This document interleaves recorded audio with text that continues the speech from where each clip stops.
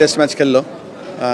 অবশ্যই হোমে জেতা সবসময় একটা বড় সুযোগ পায়, অ্যাডভান্টেজটা পায়, হোম অ্যাডভান্টেজ। তারপর আমি বলবো যে নজর কাড়া কিছু বড় বড় পারফরমেন্স ছিল। জয় যখন প্রথম দিনে, দ্বিতীয় দিনে যখন 160 রানে নট আউট ছিল, তখন আমি সাধারণত টিমের সাথে ইনভলভ হই না। আমি আশা করেছিলাম একটা ডাবল সেঞ্চুরি হবে, সেটা হয়নি। তারপর আমি বলবো যে এটা দুটো টেস্টের প্রথম টেস্ট আমরা ভালো জিতলাম, আশা করবো নেক্সট টেস্ট ম্যাচটা আমরা ভালো খেলবো। মুশফিক আমাদের বাংলাদেশের প্রথম ক্রিকেটার যিনি নাকি 100 টেস্ট খেলতে যাচ্ছে। তো এর থেকে আনন্দ, এটাই সবথেকে বড় আনন্দের খবর যে একজন খেলোয়াড় 100টা টেস্ট খেলার মতন পারফরমেন্স, 100টা টেস্ট খেলার মতন ফিটনেস, 100টা টেস্ট খেলার মতন যে মানসিক শক্তি, এটাই প্রমাণ করে যে মুশফিক কত বড় ক্রিকেট প্লেয়ার।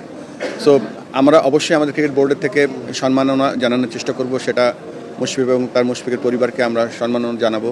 এবং আমাদের মনে রাখতে হবে যে মুশফিক ওই দিন কিন্তু খেলবে। এমন কিছু করবো না বা এত বড় ছোট এমন কিছু বড় কিছু প্রোগ্রাম করতে যাব না যেখানে তার খেলায় ব্যাঘাত ঘটে। তো আমরা চেষ্টা করব মুশফিককে যথাযথ সম্মান দিতে। গতকালকে ফুটবল দেখেছি এবং সোমবারেও দেখবো ইনশাল্লাহ। ফুটবলের সাথে তো একটা ধরেন সম্পর্কটা খুব ক্লোজ। বিশ্বব্যাপী যেভাবে ফুটবল হয় বা আমার ছেলেবেলা যেভাবে ফুটবল ছিল, তো ফুটবলটা খুব কাছের। আমি দুটো প্লেয়ারের সাথে কথা বলছিলাম, স্পেশালি মোরসালিন এবং আরেকজন খেলোয়াড় খুলনার, উনি উইথড্রল রাইট আউটে খেলেন। সো এবং হামজা, সো ভেরি নাইস। এত ভালো লাগে, ওরা খুব সহজ সরল এবং তাদের পোটেনশিয়াল অনেক। এবং একটা ছোট কথা বলার চেষ্টা, ছোট মানে মেন্টাল ফুটবল নিয়ে কথা বলছিলাম যে how important is mental football. তো খুব ভালো লাগে এবং হামজার সাথে নামাজ পড়তে গেলাম, এত ভালো একটা ছেলে। সো হোপফুলি আমরা এদের মাধ্যমে বাংলাদেশের ফুটবলটাকে নেক্সট স্টেপে নিয়ে যাবো ইনশাল্লাহ।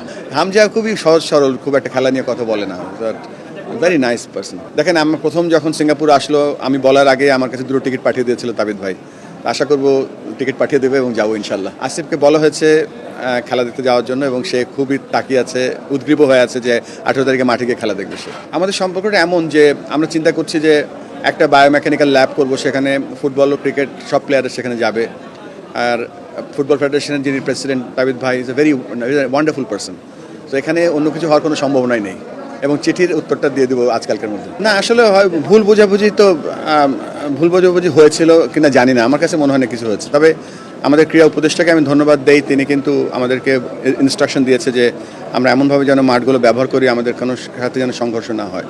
এবং তিনি আমাকে একটা সুন্দর পথ দেখিয়ে দিয়েছেন সলিউশনের, কীভাবে আমরা জেলা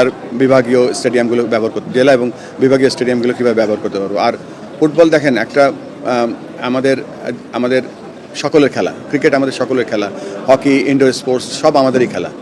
এবং দেখেন কাবাডি ভালো করছে, আমাদের আর্চারি ভালো করছে। তো আমার খুব স্বপ্ন এবং ইচ্ছা আছে যে যদি আমি ক্রিকেট বোর্ডের প্রেসিডেন্ট, একটা এমন স্পোর্টস ইনস্টিটিউশন বিকেএসপির মতো সায়েন্টিফিক একটা বড় ইনস্টিটিউশন করতে পারি, সেখানে সব স্পোর্টস যেন উপকৃত হয়। এবং সেই লক্ষ্যে আমি অলরেডি আমাদের ক্রীড়া উপদেষ্টার সাথে আলোচনা করেছি যে আমরা বিশ্ব কোচের সেমিনার বাংলাদেশে করতে চাই। সেই লক্ষ্যে আমরা কাজ এগিয়ে নিচ্ছি। না, এই ব্যাপারে আমার মনে হয় এই মুহূর্তে কোনো কথা বলা উচিত না। একটা তদন্ত কমিটি তদন্ত করছে এবং আমাদের বোর্ডের সম্পৃক্ততা থাকা জরুরি এই জন্য যে একজন ব্রিজ লাগে, এবং যাকে দেওয়া হচ্ছে তিনিও একজন প্রমিলা। তো আর সব কিছু ঊর্ধ্বে যেটা হচ্ছে যে এটা ছিল 5 বছর আগের একটা ঘটনা এবং 5 বছর আগের ঘটনা আমরা ভেবেছিলাম সেখানে শেষ হয়ে গিয়েছে, কিন্তু যেহেতু এটা আবার এসছে একটা ভিডিও বার্তার মাধ্যমে, তো সেই রিস্কটা আমরা দিচ্ছি না। আমি এর আগেও বলেছি আমাদের এই ব্যাপারটায় একেবারে জিরো টলারেন্স।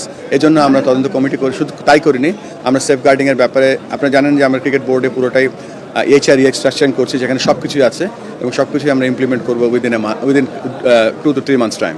এই মুহূর্তে আমরা তো শুধুমাত্র স্কুল ক্রিকেট করছি এবং স্কুল ক্রিকেটের সাথে সাথে আপনারা জানেন যে আমরা এডুকেশনাল ইনস্টিটিউশন ক্রিকেট চালু করার প্ল্যান করছি, যেটা নাকি primary school, high school, college cricket, university cricket, মাদ্রাসা ক্রিকেট। সো তার পাশাপাশি এলাকাভিত্তিক খেলাগুলোকে আমরা চিন্তা করছি কীভাবে থানাভিত্তিক কোনো খেলা যদি আমরা বা ওয়ার্ড ভিত্তিক খেলা যদি আমরা আয়োজন করতে পারি। এখানে একটা বড় সমস্যা হচ্ছে যে ফেসিলিটি।